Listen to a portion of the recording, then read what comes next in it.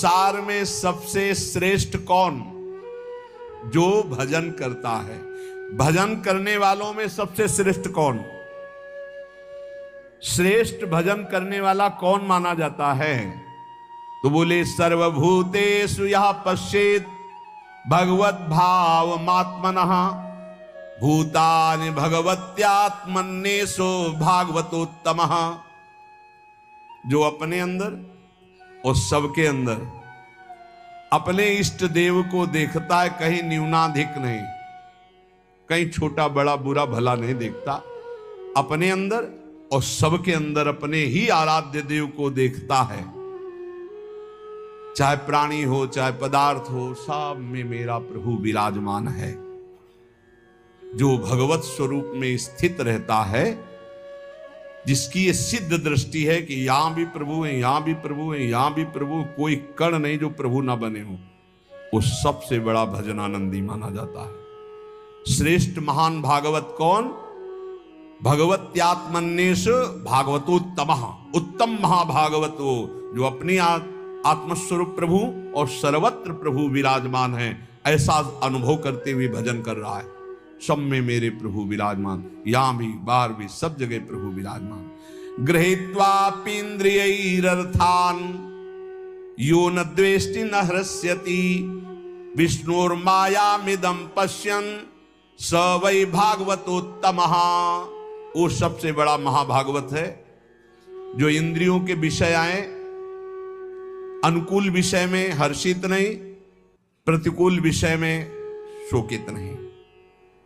इच्छा के प्रतिकूल आया समय परिस्थिति विषय व्यक्ति तो द्वेष नहीं, अनुकूल आया तो हर्षित नहीं। ये सब भगवान की माया है, ऐसी दृष्टि बनी रहती है। अनुकूलता में हर्षित नहीं, प्रतिकूलता में शोकित नहीं, चाहे व्यक्ति वस्तु स्थान परिस्थिति। अनुकूल व्यक्ति आया कोई हर्ष नहीं, प्रतिकूल आया गाली दे रहा अपमान कर रहा, कोई शोक नहीं। ये भगवान की माया है, लेकिन भगवान तो सब में समरूप से विराजमान है। उसकी ये सिद्ध दृष्टि बनी रहती है कि हमारे भगवान की माया है, इसलिए निंदा में, स्तुति में, मान में, अपमान में, अनुकूलता में, प्रतिकूलता में जो सदैव एक रस रहकर भजन करता रहता है, वही उत्तम महाभागवत है। देहेन्द्रिय प्राण मनोधियाम यो जन्माप्यक्षुद्भयतर्षकृच्छैः संसार धर्मैरविमुह्यमानः स्मृत्या हरेर्भागवत प्रधानः। वो भगवत भक्तों में सर्वश्रेष्ठ भागवत धर्म है जो जन्म मृत्यु भूख प्यास श्रम कष्ट भय तृष्णा इनको जीत चुका है। महाभागवत कौन है? अब जन्म का कोई भय नहीं रहा। क्यों? यदि मेरा जन्म होगा तो मेरी प्रिया जो मेरे साथ होंगी। अब मेरा जन्म कर्म बंधन से नहीं होगा, अब प्रियाजू के साथ होगा। यत्र यत्र मम जन्म कर्म भिन्न नारके परमे पदे थवा राधिका रत निकुंज मंडली तत्र तत्र हृदय में विराजिता। भजन कभी नष्ट नहीं होता। अगर चूक हो गई किसी को भगवत प्राप्ति नहीं, तो अगला जन्म जो होगा महाभागवत के रूप में, वो ब्याज सहित भजन। जैसे हिरण में फंस गए तो अगला जन्म हिरण का, पर हिरण के ही रूप में ऐसा भजन हुआ। अगला जन्म ब्रह्मबोध संपन्न महापुरुष के रूप में। उन्हें कहीं वेदांत पढ़ना नहीं पड़ा, जन्म से ही ब्रह्मबोध। भजन ऐसा प्रभावशाली। जन्म का भी भय खत्म, पता नहीं मेरा जन्म हो कि ना हो। वैसे तो पक्का पता चल जाता है अपने को कि अब खत्म हो गया, अब नहीं होगा। अपने को जब पेट छक जाता है तो दूसरे से प्रमाण नहीं होता। जाने मोरी छाती, अब हमारी जगह नहीं रह गई, भर गया पेट, पता चल जाता है। ऐसे ही अपने को पता चल जाता है जन्म होगा कि नहीं, खत्म खेल, पता चल जाता है। और मृत्यु का भी भय नहीं। जैसे विशाल हाथी गजराज के गले से फूलों की छोटी माला टूट के गिर जाए, उसे पता न चले, ऐसे भक्तों की मृत्यु होती है। जन्मत मरत दुसा दुख हो, भक्तों को ऐसा कष्ट नहीं होता। जो जन्म पर और मृत्यु पर विजय प्राप्त कर लिया है, और जो भूख और प्यास पर, भूख प्यास ये व्यथित करते हैं, ये प्राणों का धर्म है, मेरा नहीं। धैर्य पूर्वक जो सह लिया गया, ऐसे जीवन में बहुत समय आए, बहुत समय, एक दो दिन नहीं, बहुत समय आए। प्रायः सच्चे कहते हैं, शायद आपको विश्वास न हो, वृंदावन के सिवा मुझे कभी रसोई में बैठकर भोजन मिला हो ऐसा पूरे जीवन में कभी याद नहीं। कभी कि ये ऐसे किसी गांव नगर में प्रवेश करके किसी रसोई में बैठना, गंगा का किनारा छोड़ना तो था ही नहीं। और काशी में तो घाट में ही किसी की रसोई में कि बाबा ऐसे बैठे हो गरम गरम बनता, कभी जीवन में नहीं ऐसा। कई कई दिन पर उत्साह ऐसा बढ़ता, मुझे भगवत साक्षात्कार करना है, इस बात का उत्साह किसी बात से फर्क नहीं पड़ता था। कभी ऐसे नहीं कि ऐसे बिल्कुल शोकग्रस्त कि कई दिन भोजन नहीं मिला, तो नवीन उत्साह नहीं, जैसे भगवान रखते हैं, बहुत आनंदमय जीवन। और गंगा जी में हमने एक विशेषता पाई है, मां गंगा का ऐसा जल है कि वो सब पुष्टता देता रहता है। कई कई दिन भोजन न मिलने पर भी शरीर हमारा कभी क्षीण नहीं हुआ, और एक दिव्यता रहती थी, एक पुष्टता रहती थी।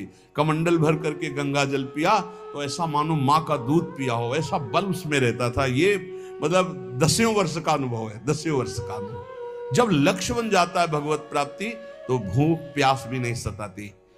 यही भागवती कृपा का बल होता है, कोई फर्क नहीं पड़ता, क्योंकि अंतर में जो हमारा निरोग स्वभाव, निरोग विचार, निरोग अवस्था है, वो हमें बचाए हुए है। और अगर हम इस रोग में होते तो बहुत परेशान हो जाते, फिर कुछ नहीं होने वाला। भूख और प्यास ये केवल लक्ष्य के बल से सहा जाता है, लक्ष्य का। और फिर जब आनंद की अनुभूति होती तो इसकी कोई चिंता ही नहीं रहती।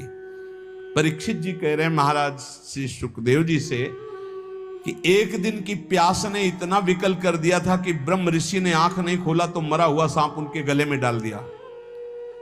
और कई दिन हो गए हमने ना अन्न पाया है ना जल पिया, क्योंकि आमरण अनशन व्रत है। पर यह भूख प्यास मुझे बिल्कुल कष्ट नहीं दे रही, क्योंकि आपके श्रीमुख से निकली हुई कृष्ण कथा अमृत पान करके मेरा हृदय आनंदित हो रहा है। फिर श्रम, किसी भी तरह का कोई भी श्रम आपको परास्त न कर पाए। दिन भर आप लगे रहें पर आपको ऐसा महसूस ना हो कि बहुत थक गया। अगर यह महसूस होता है तो 2 बातें नोट कर लेना, आप ब्रह्मचारी नहीं हैं और आपका लक्ष्य भगवत प्राप्ति नहीं है। 2 बातें नोट कर लेना। अगर 2 बातें हैं, भगवत प्राप्ति और ब्रह्मचर्य ठीक है, तो यह शब्द नहीं आ सकता कि बहुत थक गया। शरीर स्वस्थ होना चाहिए, अगर रोग ग्रसित हैं तो बात अलग है। और कष्ट, भारी से भारी पीड़ा के समय भी एक आनंद की गुफा है अंदर। भजनानंदी महात्मा उस आनंद की गुफा में वातानुकूलित कक्ष में रहता है, बाहर आग लगी लगने दो। कष्ट की भारी स्थिति में भी एक आनंद की स्थिति होती है, जिसमें बड़े बड़े गुरुजन विराजमान रहे।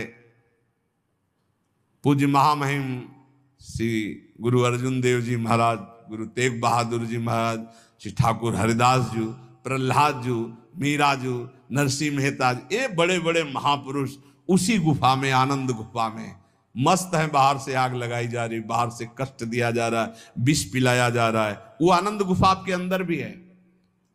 उसका दरवाजा खोल लीजिए, वो दरवाजा खुलता है नाम जप से। जब पहले पाप नष्ट हो, ज्ञान प्रकाश हो, अंधकार हटे, सोई आपको दरवाजा मिल जाएगा। सोई अंदर चले जाइए, अपने स्वरूप में आ जाइए, कोई भय नहीं। नैनम छिंदन्ति शस्त्राणि नैनम दहति पावका न चैनम क्लेदयन्त्यापो न शोषयति मारुता। ये आपका स्वरूप है, कोई कष्ट आपको छू नहीं सकता।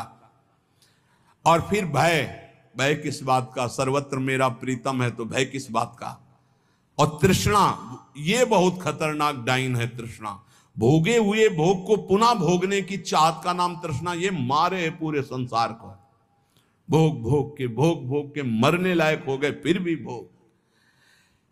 शरीर जन्म मृत्यु, भूख प्यास प्राणों का धर्म, श्रम कष्ट इंद्रिय मन का धर्म, भय बुद्धि का धर्म, तृष्णा गलत